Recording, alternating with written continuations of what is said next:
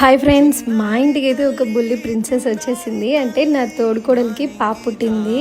మా బుల్లి ప్రిన్సెస్ సేద తీరడానికి నేనైతే దానికోసం ఒక బెడ్ అయితే రెడీ చేస్తున్నాను. ఎంతైనా మనం కొనిచ్చేదానికన్నా మన చేత్తో మనం చేసి ఇచ్చిన దానికి వచ్చిన తృప్తి ఇంకా దేంట్లో ఉండదు. నా చేతో నేనే స్వయంగా దాని కోసం అయితే రెడీ చేశాను. ఇది 2 సైడ్స్ మనం యూజ్ చేసుకోవచ్చు. ఆఫ్టర్ స్టిచ్చింగ్ బెడ్ అయితే ఎలా టర్న్ అవుట్ అయిందో చూస్తున్నారు కదా. నాకైతే చాలా ఎక్సైటింగ్గా ఉంది. మా బుజ్జి తల్లిని ఎప్పుడు దీంట్లో పండేస్తానా అని.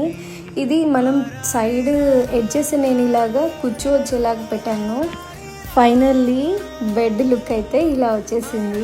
నేనైతే ఈ బెడ్ స్టిచ్ చేయడం ఫస్ట్ టైమే, కానీ ఎలా వస్తుందో ఏంటని ఒక చిన్న టెన్షన్ అయితే ఉంది. ఈ టెన్షన్ అయితే ఈ బెడ్ చూడగానే తీరిపోయిందనమాట. చాలా చాలా బాగా వచ్చింది.